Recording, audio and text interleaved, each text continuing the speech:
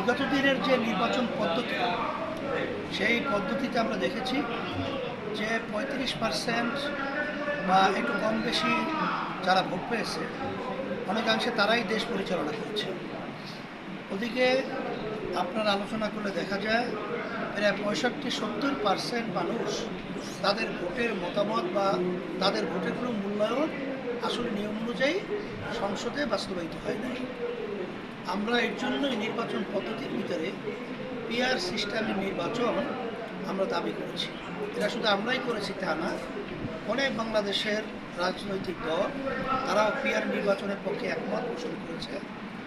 অনেক বিজ্ঞজন, অনেক সাংবাদিক, এমনকি বাম দল সহ, এমনকি হিন্দু খ্রিস্টান বৌদ্ধ সহ সকলেই তারা মনে করছে যে বর্তমান যে নির্বাচনের কথা আলোচনা চলছে বিগত দিনে, এর মাধ্যমে এককভাবে সরকার ক্ষমতায় যাওয়ায় ফ্যাসিস্ট চরিত্র তৈরি হয়। এতে সবার জন্যই অকল্যাণ, সবার জন্য এটা খারাপ, সবার জন্য একটা আসলে স্বাধীনভাবে বসবাস করার পরিবেশটা থাকে না। এই নির্বাচনটা পরিবর্তনের জন্যই পিআর পদ্ধতি এর অত্যন্ত জরুরি। এই জন্য আমরা এটা দাবি করেছি। কালো টাকার দৌরত্ব, বেশি শক্তি ব্যবহার, এগুলো এই পিআর পদ্ধতির মাধ্যমে রোধ হয়। আর ভালো ভালো যোগ্য প্রার্থীগুলো বা যোগ্যতা সম্পূর্ণ ব্যক্তিরা দেশ পরিচালনার দায়িত্ব পায়। এক কথায় এইটা আমরা খুব জোরালোভাবে দাবি করেছি। আর 5ই আগস্টের পরে ইসলামের পক্ষে, দেশের পক্ষে যেহেতু সুন্দর একটা পরিবেশ তৈরি হয়েছে, এই জন্য আমরা আগেই ঘোষণা করেছি যে ইসলামের পক্ষে আমরা যেন একটা বাক্স পাঠাতে পারি, যে সেখানে বিভিন্নমুখী ইসলামী দল যেন বিভিন্ন বাক্স না পাঠায়। এই জন্য আমরা কার্যক্রম বিগত দিনে পরিচালনা করে আসছি, এখনও সেটা চলমান আছে এবং অনেকাংশেই আমরা একটা বাক্স পাঠাবার ব্যাপারে ঐক্যমত আল্লাহর রহমতে পৌঁছেছি। আল্লাহ শুকরিয়া। তা সেই হিসাবে আপনাদের সহযোগিতাও কামনা করছি। আর যারা পিআর পদ্ধতির বিরোধিতা করছে তারা আসলে যৌক্তিক কোনো কারণ দাঁড় করতে পারছে না। তারা যে যুক্তিগুলো আসলে এখানে দাঁড় করতে চায়, এটাকে আসলে আমরা যেটা বলি খোরা যুক্তি, এটা কোনো গ্রহণযোগ্য যুক্তি আসলে বাস্তবে না। অনেকে বলতে চায় এই দেশে এখন এটা আসলে বাস্তবে হওয়া কঠিন। আসলে মূল ব্যাপার হলো যে 91টা দেশের মতো রাষ্ট্রে এই পদ্ধতি চলছে। সেখানে আমরা দেখেছি যে সুবিধা অসুবিধা যাই হোক, কিন্তু কেউই কিন্তু এই পদ্ধতি থেকে তারা সরে যায় নাই।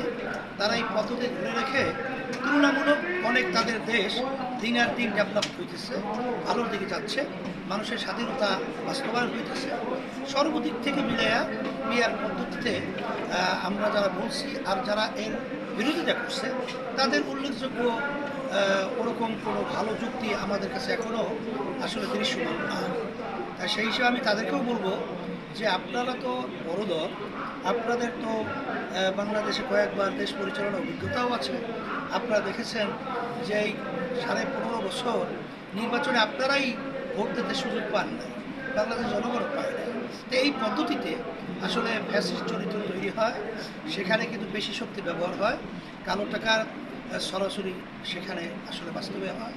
এগুলোর পরিবর্তন আমাদের দরকার, যেহেতু 5ই আগস্টের পরে একটা সংস্কার সর্বক্ষেত্রে করার সুযোগ এসেছে। এই সুযোগেই আমাদের এটা করতে হবে, দেশের কল্যাণের জন্যে, মানবতার কল্যাণের জন্যে, ইসলামের কল্যাণের জন্য। এই এতটুকুই।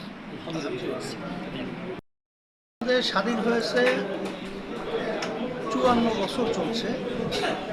53 বছরে যারা দেশ পরিচালনা করেছে, এদের মাধ্যমে আসলে আমাদের দেশের মানুষের যা চাওয়া পাওয়া ছিল তাদের পরিচালনায় আমরা বাস্তবে একটাও পাইনি।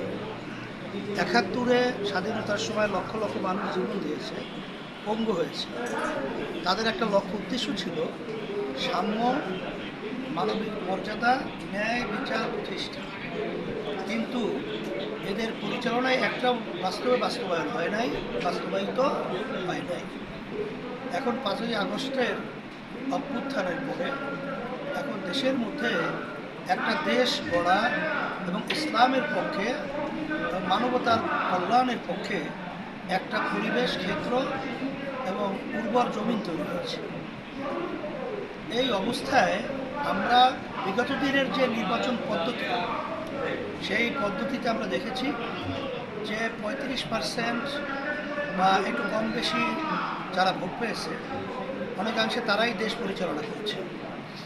ওদিকে আপনার আলোচনা করলে দেখা যায় প্রায় 65-70% মানুষ তাদের ভোটের মতামত বা তাদের ভোটের কোনো মূল্যায়ন আসলে নিয়ম অনুযায়ী সংসদে বাস্তবায়িত হয় নাই। আমরা এর জন্যই নির্বাচন পদ্ধতির ভিতরে পিআর সিস্টেমের নির্বাচন আমরা দাবি করেছি। এটা শুধু আমরাই করেছি তা না, অনেক বাংলাদেশের রাজনৈতিক দল তারাও পিআর নির্বাচনের পক্ষে একমত পোষণ করেছে। অনেক বিজ্ঞজন, অনেক সাংবাদিক, এমনকি বাম দল সহ, এমনকি হিন্দু খ্রিস্টান বৌদ্ধ সহ সকলেই তারা মনে করছে যে বর্তমান যে নির্বাচনের কথা আলোচনা চলছে বিগত দিনে, এর মাধ্যমে এককভাবে সরকার ক্ষমতায় যাওয়ায় ফ্যাসিস্ট চরিত্র তৈরি হয়। এতে সবার জন্যই অকল্যাণ, সবার জন্য এটা খারাপ, সবার জন্য একটা আসলে স্বাধীনভাবে বসবাস করার পরিবেশটা থাকে না। এই নির্বাচনটা পরিবর্তনের জন্যই পিআর পদ্ধতি এর অত্যন্ত জরুরি। এই জন্য আমরা এটা দাবি করেছি। কালো টাকার দৌরত্ব, বেশি শক্তি ব্যবহার, এগুলো এই পিআর পদ্ধতির মাধ্যমে রোধ হয়। আর ভালো ভালো যোগ্য প্রার্থীগুলো বা যোগ্যতা সম্পন্ন ব্যক্তিরা দেশ পরিচালনার দায়িত্ব পায়। এক কথায় এইটা আমরা খুব জোরালোভাবে দাবি করেছি। আর 5ই আগস্টের পরে ইসলামের পক্ষে, দেশের পক্ষে যেহেতু সুন্দর একটা পরিবেশ তৈরি হয়েছে, এই জন্য আমরা আগেই ঘোষণা করেছি যে ইসলামের পক্ষে আমরা যেন একটা বাক্স পাঠাতে পারি, যে সেখানে বিভিন্নমুখী ইসলামী দলদের বিভিন্ন বাক্স না পাঠায়। এই জন্য আমরা কার্যক্রম বিগত দিনে পরিচালনা করে আসছি, এখনও সেটা চলমান আছে এবং অনেকাংশেই আমরা একটা বাক্স পাঠাবার ব্যাপারে ঐক্যমত আল্লাহর রহমতে পৌঁছেছি। আল্লাহ শুকরিয়া। সেই হিসাবে আপনাদের সহযোগিতাও কামনা করছি।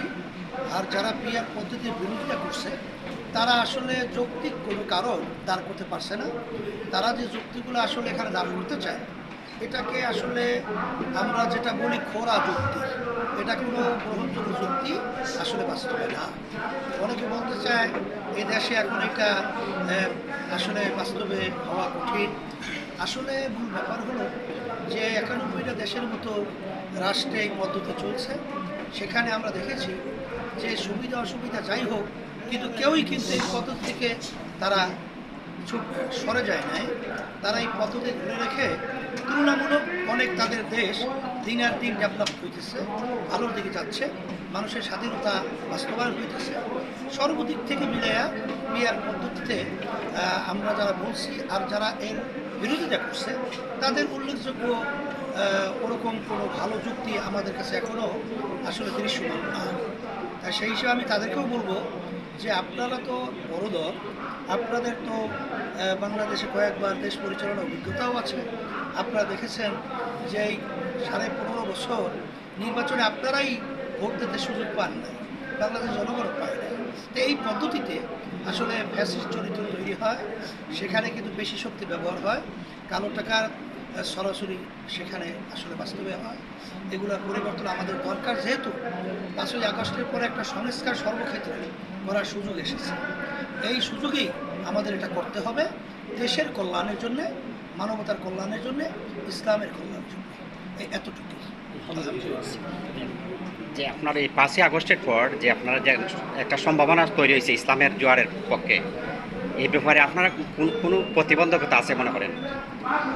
এখানে প্রতিবন্ধকতা বলতে যারা নাকি আসলে ইসলামী দলগুলো একত্রিত হওয়ায় তাদের এক কথায় কলিজার ভিতরে যে আঘাত লেগেছে, এখন তারা তো বসে নাই, তারা আমাদের এই ঐক্যকে নষ্ট করার জন্য তারা বিভিন্ন প্রক্রিয়ায় চেষ্টা করতেছে।